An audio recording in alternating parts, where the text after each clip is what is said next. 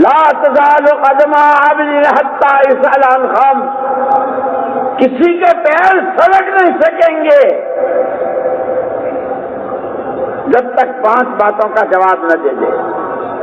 زندگی کہاں بتائی، جوانی کہاں لٹائی، مال کہاں سے کمایا، خرچ کہاں کیا، جو کچھ جانتے تھے اس پر عمل کیا کیا۔ اس سے پہلے قبر کے 3 سوال، اور قبر سے پہلے سکرات۔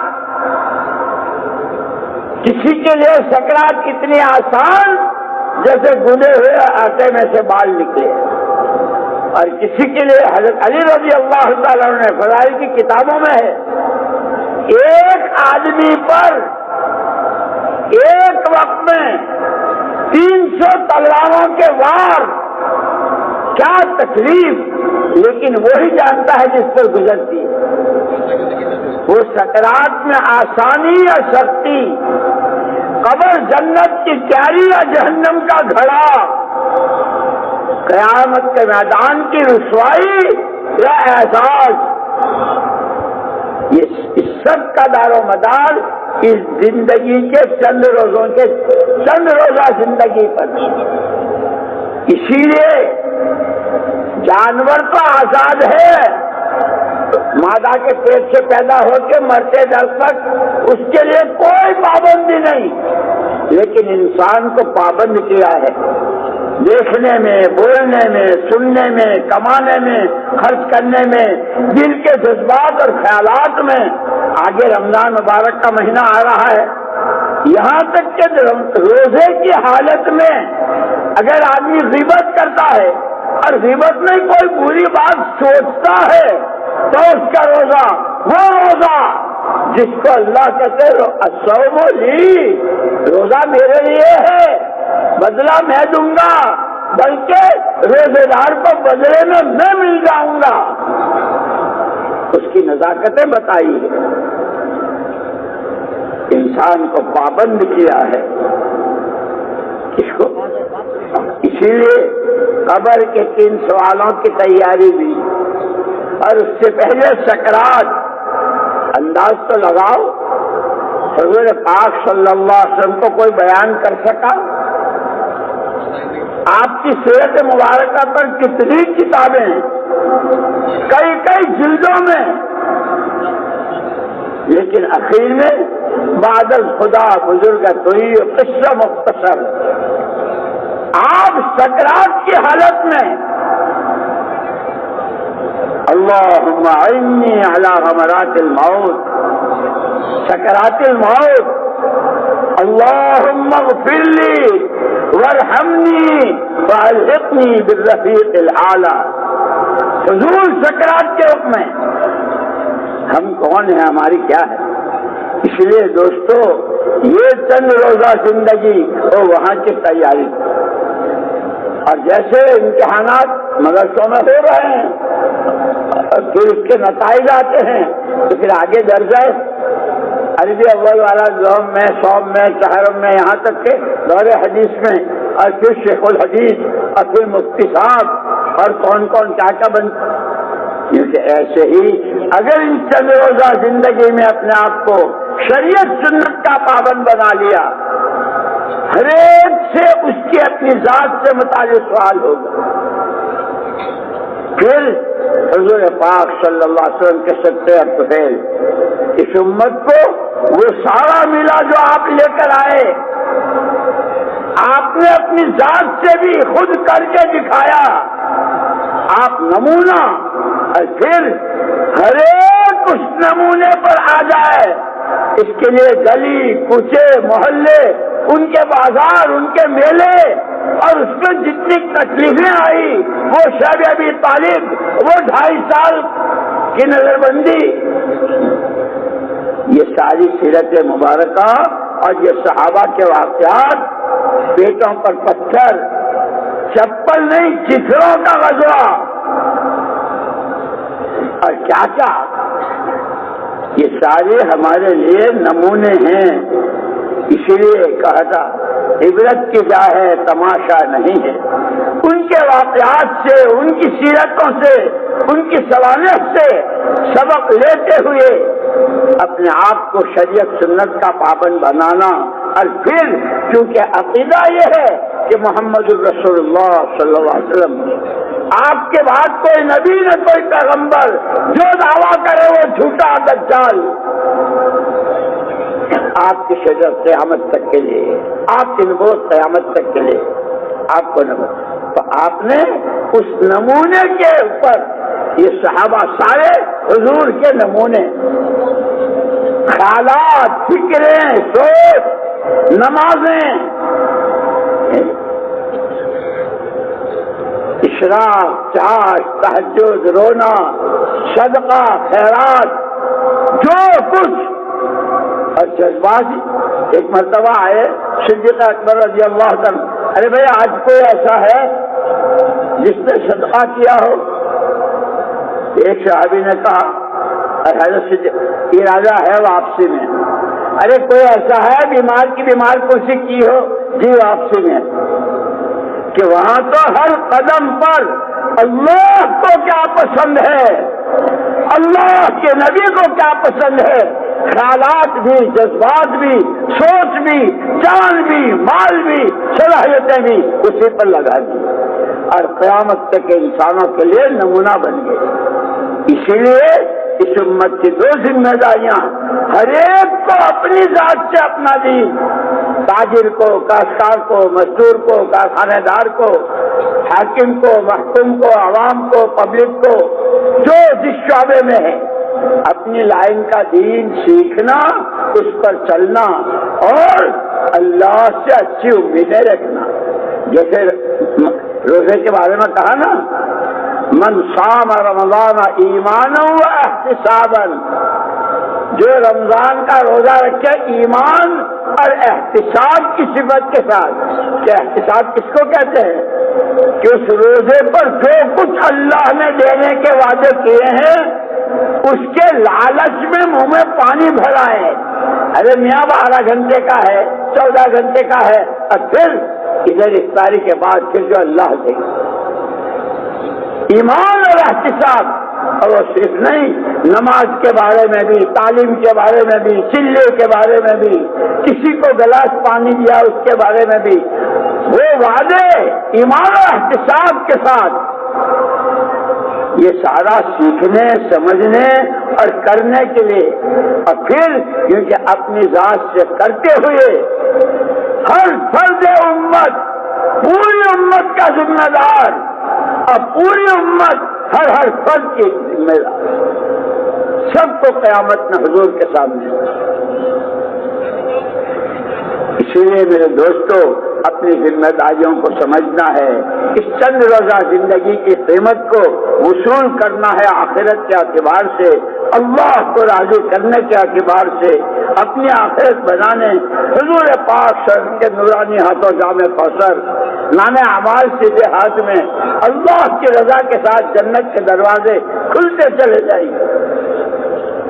اس کی یہ چند روزہ محنت کتنے دن زندگی کل، حضور نے فرمایا ہمارا امتی مابین 60 و 70، میری امت کی عمومی عمر 60-70 کے بیچ کی، اب کوئی 80 کوئی 90 خال، لیکن آخرت کے ایک دن کے مقابلے میں یہ سکنڈوں کا حساب بھی نہیں بیٹھتا ہے۔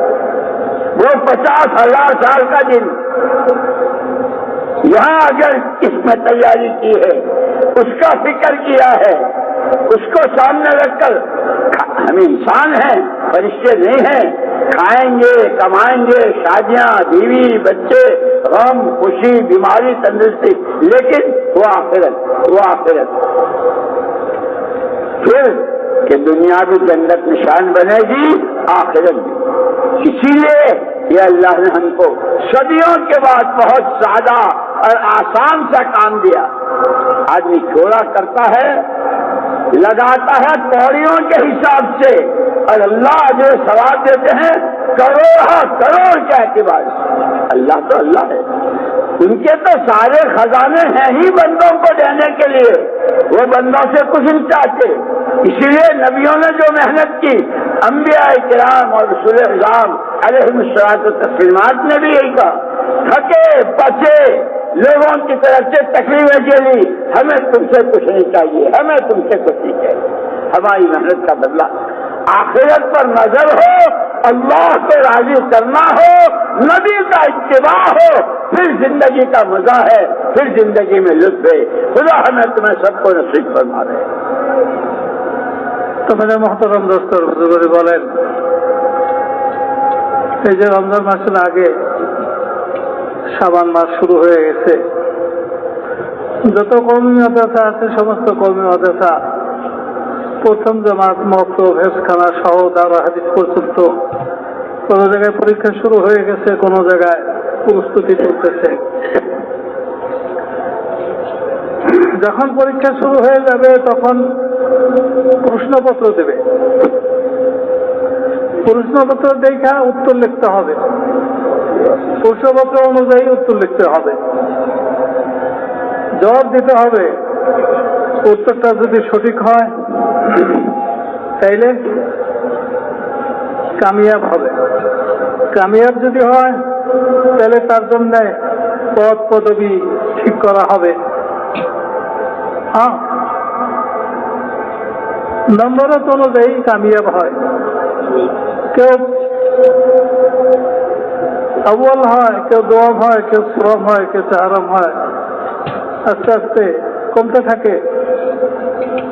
এই অনুযায়ী কেউ শাইখুল হাদিস হয়, কেউ সদরে মুফতি হয়, কেউ মুহাদ্দিস হয়, কেউ মুহতামিম হয়, তার নাম্বার অনুযায়ী, নাম্বার দরজা অনুযায়ী, নাম্বার অনুযায়ী তার জন্য দরজা কায়েম হয়। তো মেরে মোহতারাম দোস্তর বুজুর্গ, এই দুনিয়াটাও একটা ইমতিহান গাহ, পরীক্ষার ময়দান। এখানে আমাদেরকে আল্লাহ তাআলা পরীক্ষার জন্য পাঠাইছেন। কিয়ামতের ময়দানে 5টা প্রশ্ন করা হবে। 5 প্রশ্ন জিজ্ঞাসা করার আগে কোনো মানুষ তার জায়গার থেকে 1 ইঞ্চি পরিমাণ পাও লড়াতে পারবে না। একটা হলো পুরো জীবন কি করছো বলো, দ্বিতীয়টা হলো জীবনকাল কোথায় নষ্ট করছো, কোথায় কাম কোথায় খতম করছো বলো, 3 নম্বর হলো মাল কোথা থেকে কামাই করছিলা বলো, 4 নম্বর হলো কোথায় খরচ করছিলা বলো, 5 নম্বর হলো দিন সম্বন্ধে কতটুকু জানছিলা, কতটুকু মানছিলা বলো। মেরে মোহতারাম দোস্তর বুজুর্গ, ঘাম ছুটে যাবে, ঘাম ছুটে যাবে। ওই হাসরের ময়দানের 5 প্রশ্নের আগে কবরে 3 প্রশ্ন। তোমার রবকে দিন কি ছিল, উনিকে? আজকাল তো সব বর্তায়, এখন তো সুন্নতের উপর চলতে ভালো লাগে না। মেরে মোহতারাম দোস্ত, সুন্নতের উপর চলবে না, কবরে তারা নবীকে দেখে চিনবে না, নবীকে দেখে চিনবে না। তার আগে আর এক পরীক্ষা হলো মৃত্যু বিছনা, মৃত্যু সজ্জায়। মৃত্যু শব্দ একটা কঠিন জিনিস। 2 রকমের মৃত্যু আসবে দুনিয়াতে বিভিন্ন মানুষের কাছে, কারো কাছে একরকম, কারো কাছে।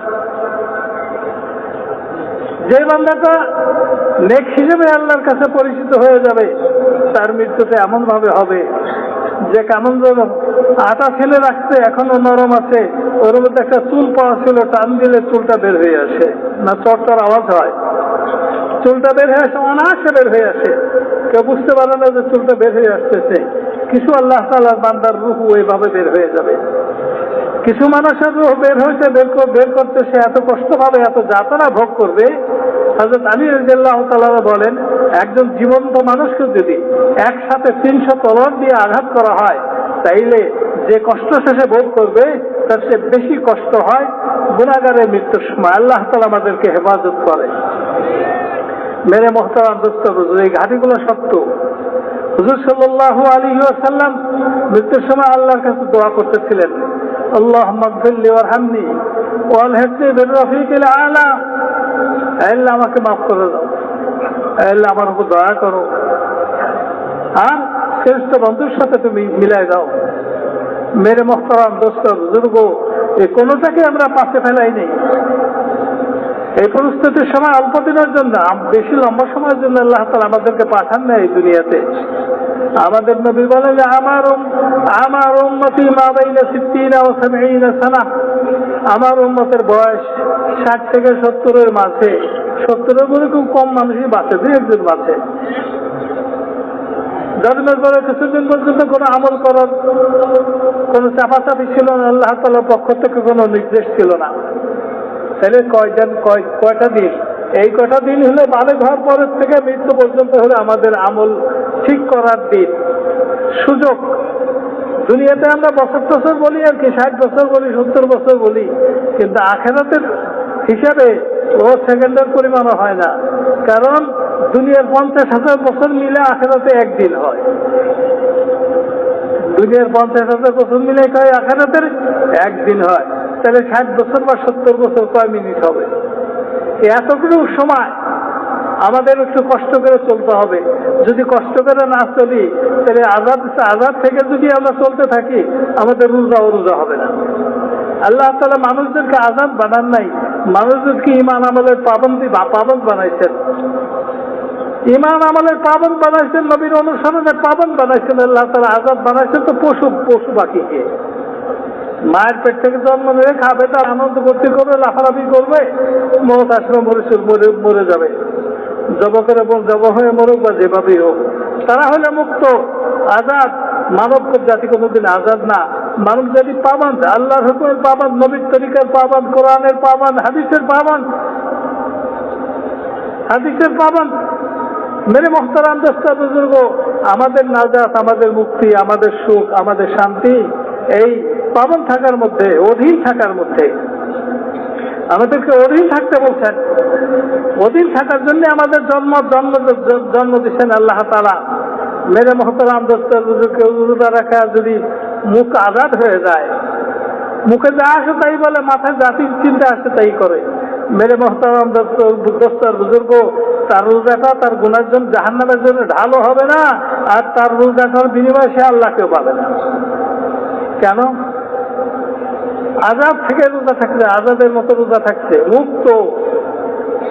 সে গীবত করছে, মানুষের সম্বন্ধে খারাপ ধারণা করছে, খারাপ পরিকল্পনা করছে, অর্থাৎ নিজেকে গুনার থেকে ফিরাই নাই,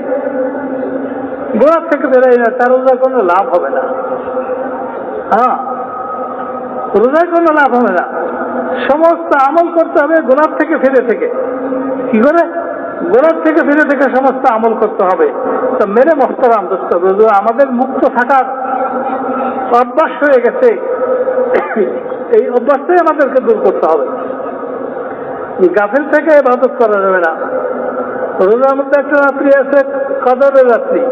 হাদিসের মধ্যে আছে, মান কাম লাইলাতুল কদরি ঈমানান ওয়া ইহতিসাবা গুফিরা লাহু মা তাকদ্দামা মিন যামবি। কদরের রাত্রিতে যে ইবাদত করবে, আল্লাহ তাআলাকে আল্লাহ হিসেবে স্বীকার করে।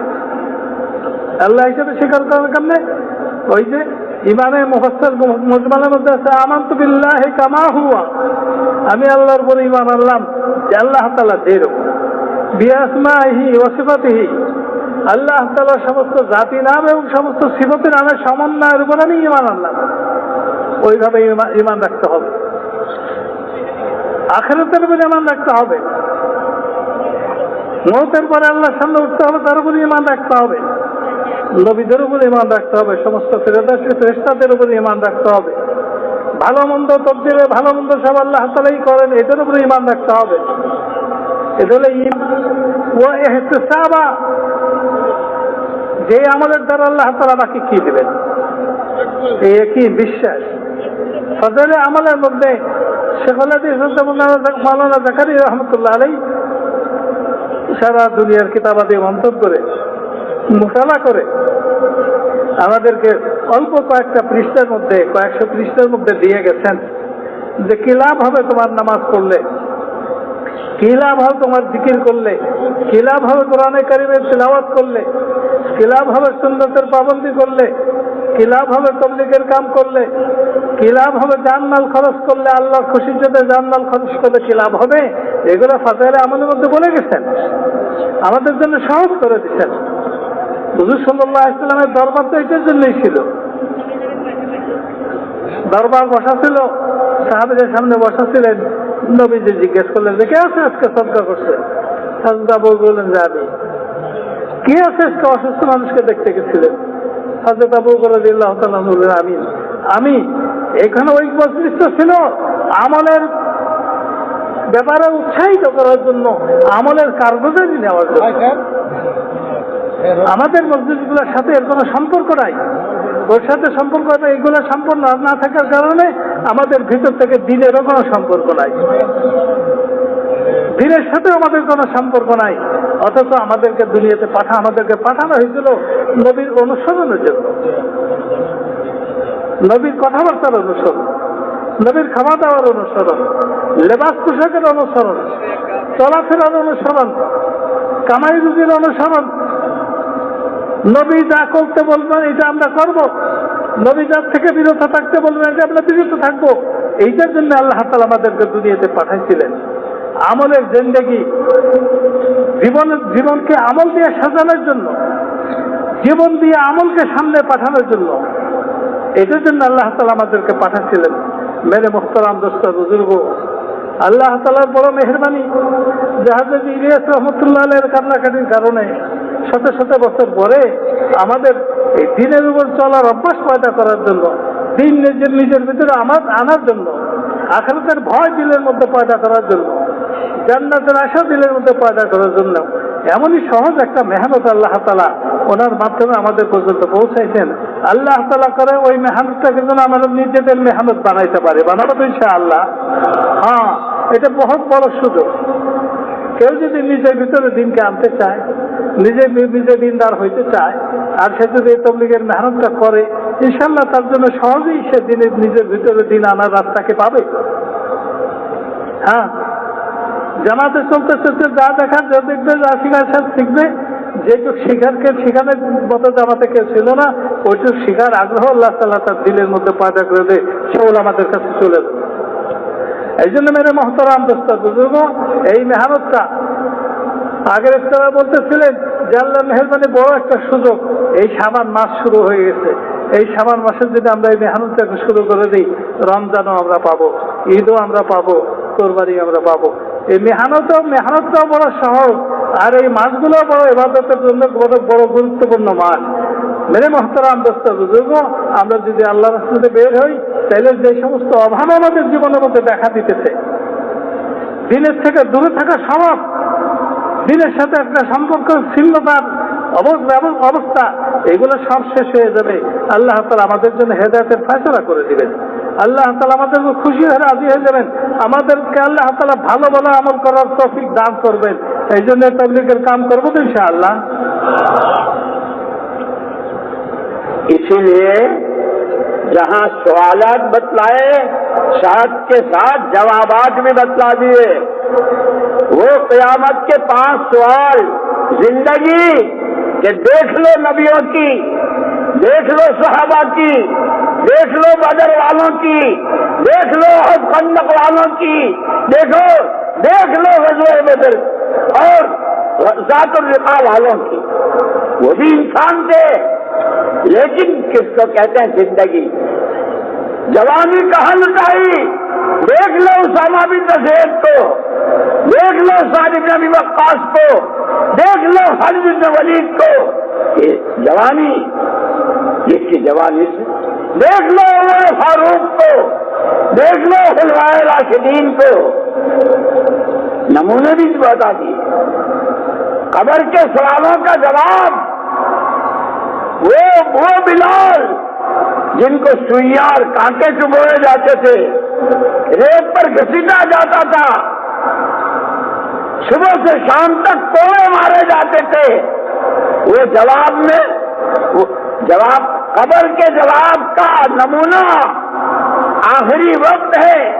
घर वाले हाय जुदाई कह रहे हैं, और क्या कह रहे हैं, गदन नलकल अहिब्बा वो तरबा गदन नलकल अहिब्बा मुहम्मद व हिज़्बा। और इसीलिए हिज़्बुल आज़म में दुआ सिखाई है, अल्लाहुम्मा हब्बिबिल मौत, अल्लाहुम्मा हब्बिबिल मौत इला मन यअलम अन्न मुहम्मदन सल्लल्लाहु अलैहि वसल्लम रसूलुक। मेरे दोस्तों, हमने सीखना सिखाना छोड़ दिया है, पढ़ना इसीलिए कहते हैं उलमा के साहब दीन सीखना हर मौके की दुआएं हैं, दावत भी है दुआ भी है, उसी के लिए ये सारे इज्तिमातें। अब जैसे इससे पहले का इज्तिमा खत्म हुआ, वो इज्तिमा से लोग कहाँ गए? कोई घर गए होंगे, कोई जमातों में गए होंगे। यही इज्तिमा 2 दिन के बाद फिर खत्म होगा, क्या करेंगे? इस मजमे का हर फर्द यूं कहे कि पूरी बात मुझसे कही गई है, शबे बारात आ रही है, रमजान शुरू होने वाले हैं, अल्लाह सिर्फ के साथ कहाँ तक पहुंचा दे। हुजूर दुआ मांगते थे, अल्लाहुम्मा बारिक लना फी रजब व शाबान व बल्लिगना रमजान। हम भी हुजूर के इत्तिबा में दुआएं मांगे, और जब अल्लाह वो दिन दे तो उसकी कदर करें। इसके लिए पूरा मजमा नियत करे, बांग्लादेश में कोई बेनमाजी न रहे, कोई बेरोजगार न रहे, हर एक रोजा रखने वाला, मर्द, औरतें, अवाम हवा सब इसकी नियतों के साथ अपने आप को 4-4 महीने, साल है, जो जैसे माशाल्लाह मदरसा में इम्तिहानात हो रहे हैं, वहां से खबरें भी आ रही है। और मैं अपना एक किस्सा सुना दूं। रमजान की छुट्टियां हुई थी, आसाम के एक मुफ्ती साहब अपने तलबा के साथ रमजान के चिल्ले में निकले। छुट्टियों में चिल्ला पूरा करके आए, मुलाकात हुई, कहने लगे मौलवी साहब बहुत जी लगा चिल्ले में, और जी चाहता है कि साल लगाऊं, लेकिन जिम्मेदारी बहुत बड़ी है। क्या है? बुखारी शरीफ मेरे जिम्मे है। मैंने उनसे कहा कि मौलवी साहब, अल्लाह ने उस वक्त मुझसे कहलवाया, आपने जिस साल बुखारी पढ़ी है, हजरत मदनी रहमतुल्लाह अलैह का जमाना था। मैंने कहा आपके और साथियों ने, कोई एक साथी अगर ऐसा हुआ आपके साथियों में से जो इस साल आपकी जगह बुखारी शरीफ पढ़ा ले, आपका साल लग जाए, अगले साल फिर वो साल में आ जाए और आप बुखारी पढ़ा ले। उन्होंने सर पकड़ा, ओहो मौलवी साहब ये तो कभी सोचा नहीं। वहीं रहते हुए उन्होंने अपने साथियों से फोन करके राब्ते किए। दूसरे दिन आए मेरे पास और कहने लगे मौलवी साहब अल्लाह आपको जज़ाए खैर दे, मेरे एक साथी तैयार हो गए हैं, वो बुखारी शरीफ पढ़ा लेंगे और मैं साल लगा लूंगा। उसके बाद जब आसाम वालों का जोर हुआ तो वही मुफ्ती साहब उन मौलवी साहब को लेकर जिन्होंने बुखारी पढ़ाई की उनकी जगह, मौलवी साहब ये वो हैं जिन्होंने बुखारी पढ़ाई मेरी जगह, अब ये साल लगाने के लिए आए हैं और मैं जा रहा हूं अपनी बुखारी शरीफ पढ़ाऊं। मेरे दोस्तों, जब ये चीज दिल को लगेगी तो आदमी हर तरह की कुर्बानी लेने के लिए तैयार होगा। इसलिए हिम्मतें करके पूरा मजमा इसकी नीयत करे। बांग्लादेश में कोई बेनमाजी नहीं रहेगा, बांग्लादेश में रमजान में कोई रोजा नहीं रहेगा। इसके लिए ये मस्जिदवार जमातें, ये घर घर की मुलाकातें, ये मकामी काम, बाहर की नकल हरकत, ये सारा मुहाजिरीन की नकल उतारनी है, जमातों में निकलकर अंसार की नकल उतारनी है, मकाम पर रहते हुए मकामी काम के जरिए। हिम्मत करके फरमाओ कौन कौन तैयार। मेरे मोहतरम दोस्तों, बुजुर्ग বলে যে আমি এর আগের বারে যেরকম বলছিলাম যে প্রশ্ন করা হবে, হাসর ময়দানে 5টা প্রশ্ন করা হবে। আল্লাহ তাআলা যেমনিভাবে এখানে প্রশ্ন করবেন অনুরূপভাবে এখানে জবাবও দিয়ে দিচ্ছেন আল্লাহ তাআলা।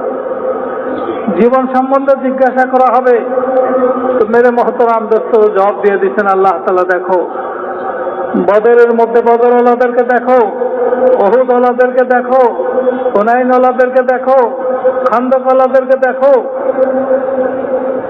ওই রকম জীবন তুমি তৈরি করো যেই জীবন শুধুমাত্র আল্লাহ তাআলার জন্য হয়ে যায়। জীবন যদি আল্লাহর জন্য হয়ে যায় তো কিয়ামতের ময়দানে যখন নাকি আল্লাহ তাআলা জিজ্ঞাসা করবেন যে পুরো জীবন তুমি কি করছো? বলে জীবন তো তোমাকে দিয়ে দিচ্ছি। বলে জীবনকাল সম্বন্ধে জিজ্ঞাসা করা হবে, সাহাবাদের ব্যক্তিগত জীবনকে দেখো। হযরত ওসামা বিন যায়েদ রাদিয়াল্লাহু তাআলা, ভাই উঠা উচিত করে না, উঠালে ঠিক করে না। ভাই বসেন বসেন বসেন, আপনারা তো তাড়াতাড়ি উঠে যাওয়ার কথা, আপনি এখানে কেন আসছিলেন? कोई बहुत माजूर हो बेचारा तो उसके लिए मजबूरी है। তো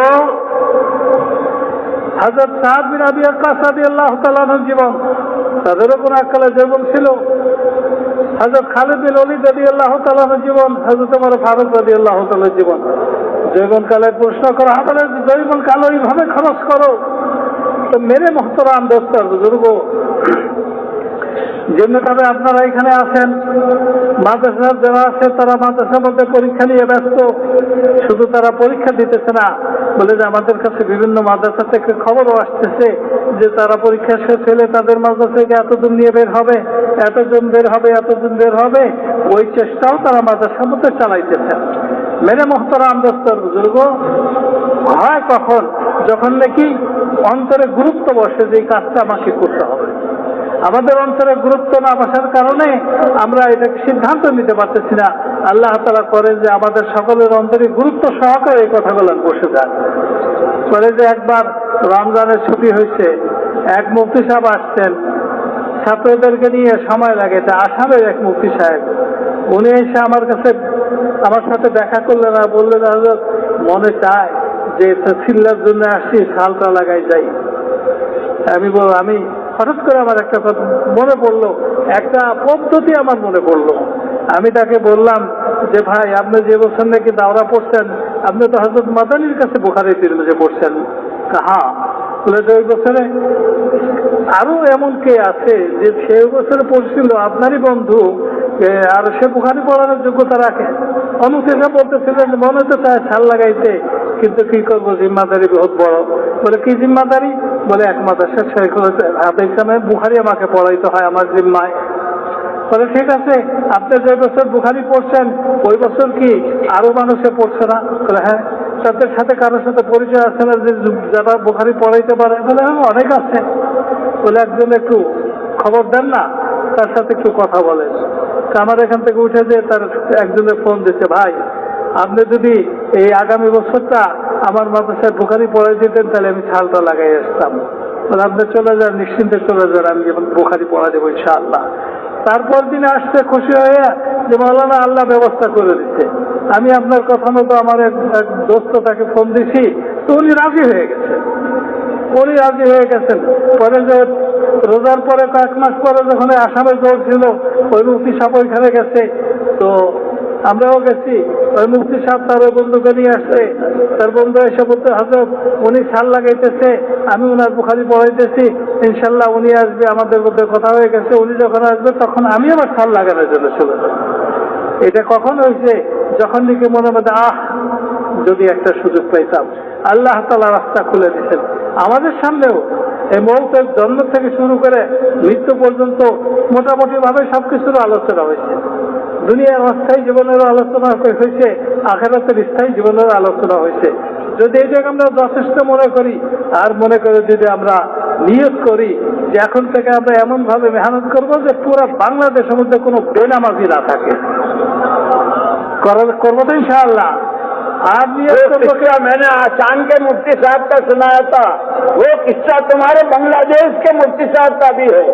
एक साल इज्तिमा में वो मुफ्ती साहब तैयार हुए थे, फिर दूसरे साल जब आया तब ऐसा मेरा साल लग गया, आपके नाम पर मैंने आपके बयान पर मैंने साल लिखाया था। इसलिए बिल्कुल कोई पीछे न रहे, हिम्मत करके आगे बढ़े। উনি বলেন যে আসামের যে মুফতি সাহেবের ঘটনা আপনাদেরকে আমি শোনাইলাম, এইরকম এক ঘটনা আপনাদের বাংলাদেশেও আছে। বাংলাদেশের এক মুফতি সাহেব, সে আমার কাছে এরকম বলতেছিলেন, আমি তার সাথে দু চারটা কথা বললাম, সে সালের জন্য তৈরি হয়ে গেল। আল্লাহ তাআলা তার মাদ্রাসার দেখাশোনার ব্যবস্থাও করে দিলেন। এরপরে বছর যখন ইস্তেমা আসছি তখন আমার সাথে দেখা করে বলতেছে, হযরত আমার 1 সাল পুরা হয়ে গেছে। মেরে মোহতারাম দোস্ত, মূল কথা হলো যে অন্তর দিয়ে গ্রহণ করা, মনের মধ্যে বসানোর চেষ্টা করা। এই জন্যে আমরা সকলেই হিম্মত করি ইনশাআল্লাহ, আমরা সকলেই আল্লাহর রাস্তাতে বের হয়ে যাবো তো ইনশাআল্লাহ। মেরে মোহতারাম দোস্ত বুজুর্গ, এক তো হলো আমরা সব জায়গায় প্রত্যেকটা বাড়িতে বাড়িতে মেহনত করবো, কাজ করবো, যাতে করে বেনামাজি বেরোজাদার মানুষ আমাদের দেশে মুসলমান না থাকে। अपनी जात से भी फरमाओ, दूसरों को भी हल्का में तैयार करो। আর একটা হলো যে আমরা কি করব, 4 মাস সময় নিয়ে আল্লাহ রাস্তাতে বের হয়ে যাব। ঘরে বাড়িতে থেকে যেটা করবো ওটা হলো নুসরত, আর ওটা হলো নুসরত আনসারদের অনুকরণ। আল্লাহ রাস্তাতে বের হয়ে যাবে, এটা হলো হিজরত মুহাজিরদের অনুকরণ। মুসলমান তো ছিল আনসার এবং মুহাজির, তৃতীয় কোনো ভাগ ছিল না। এই জন্য মেরে মহতারাম দোস্ত বুজুর্গ, আমরা সকলেই যারা ফিরে যাবে বাধ্য কোনো ওজনের কারণে তারা এলাকাতে যে মেহনত করবে, আর সকলেই আমরা আল্লাহ রাস্তাতে যাব। এই জন্য হিম্মত করে করে বলেন, নগদ নগদ 4 মাসের জন্য কে তৈরি আছি? প্রথমে নিজে তৈরি হয়ে যায়, দাঁড়াই, নাম লেখাই, তারপরে আরেকজনকে তৈরি করি। জি মাশাল্লাহ মাশাল্লাহ, আল্লাহ তাআলা কবুল করে। আরো দাঁড়ান, হিম্মত করেন, আরো দাঁড়ান ভাই, আরো দাঁড়ান, কেউ বাকি না থাকে। নগদ নগদ 4 মাস, এটা হলো বড় মুবারকের মাস, মুবারক মাস, শাবান মাস, রমজান মাস, শাওয়াল মাস, জিলহজ মাস। তো মেরে মহতারা মুবারক মাসের মধ্যে আল্লাহ তাআলা তোমাদের 4 মাস করে মাশাআল্লাহ আল্লাহ তাআলা কবুল করে। হুজুর সাল্লাল্লাহু আলাইহি ওয়াসাল্লাম এই রজব মাস থেকে দোয়া করতেন, আল্লাহুম্মা বারিক লানা ফি রজব ওয়া শাবান ওয়া বাল্লিগনা রমাদান। হুজুর সাহেব দোয়া করতেন, আল্লাহ তাআলা আমাদেরকে ওই শাবান মাস পৌঁছে দিতে, আমরা আল্লাহর কাছে দোয়া করব। হ্যাঁ, মাইকে শোনানো কোনো জরুরি না, মাইকে শোনানো কোনো জরুরি না। ওনার কারণে লিখতেছে, আমি দেখতেছি তবলিগের শুরুতেই জানান দেওয়ার একটা স্বভাব হয়ে গেছে তোমার মধ্যে, যে মানুষের তো শুনলো না যে আমি তো দেখি না। জি ভাই মাশাআল্লাহ, হিম্মত করেন। जज़ाकुमुल्लाह, जज़ाकुमुल्लाह, माशाअल्लाह। जगह नाम जैसे अल्लाह के नबी ने शाबाशी दी है, तूबा लिमन शगलहुल्लाह लिमन जअलहुल्लाह, हुजूर ने खुशखबरी दी है, शाबाशी दी है, शाबाश है, शाबाश है उनके लिए जो भलाई के लिए कुंजी बने, बुराई के लिए ताला बने। ये सारे जितने खड़े हो रहे हैं इनके लिए खुशखबरी है। বলেন যে হুজুর সাল্লাল্লাহু আলাইহি ওয়াসাল্লাম সাহাবাদেরকে সুসংবাদ দিয়েছিলেন, তুবা লি আবদিন, সুসংবাদ ওই সময় ওই বান্দার জন্য, মান জাআলাহুল্লাহু মিফতাহান লিল খায়র, আল্লাহ তাআলা যাকে ভালায়ের চাবি বানাইছেন, ও মিগলাকান লিশার, যাকে দিয়ে আল্লাহ তাআলা মন্দের তালা বানাইছেন। আমি আপনাদেরকে ওই সুসংবাদ দিতেছি, যারা দাঁড়াইতেছেন নাম লেখাইতেছেন তাদেরকে আমি সুসংবাদ দিতেছি। হ্যাঁ ভাই, নাম লেখনাওয়ালা দাঁড়াই যায়, আরো नाम लिखवा दाई नहीं, नाम लिखी ईमान में, अमाल में, आखिरत में, जान में, माल में, इल्म में, अमल में, हर चीज में अल्लाह पाक बहुत बरकतें दे और खूब मददें फरमाए। तो বলেন যে ভাই আল্লাহ তাআলা আপনাদের দোয়া করতেছেন আমাদের জন্য। আল্লাহ তাআলা আমাদের জানের মধ্যে, মালের মধ্যে, আমালের মধ্যে, ইমানের মধ্যে, আখিরাতে সব জায়গাতে আল্লাহ তাআলা বরকত দিয়ে ভরে দেন। হ্যাঁ ভাই, এখানে চলে আসতেছি কেন সব এখানে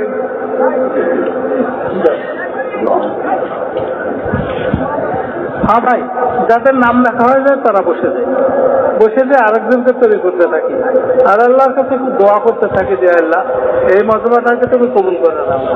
যে সামনে যারা দাঁড়াইছে নাম লেখা হলে বসে যায় ভাই, বসে যায়। হ্যাঁ হ্যাঁ যে ভাই, প্রত্যেক ভাই তার নিজ নিজ জেলাতে বসে যায়। এখানে নাম লেখালে তো তশকিলওয়ালা, আপনার জেলা তশকিলওয়ালা জানবে না, তার নিজ নিজ জেলাতে বসে যায়, ওখানে যা নিজের নাম লেখায়।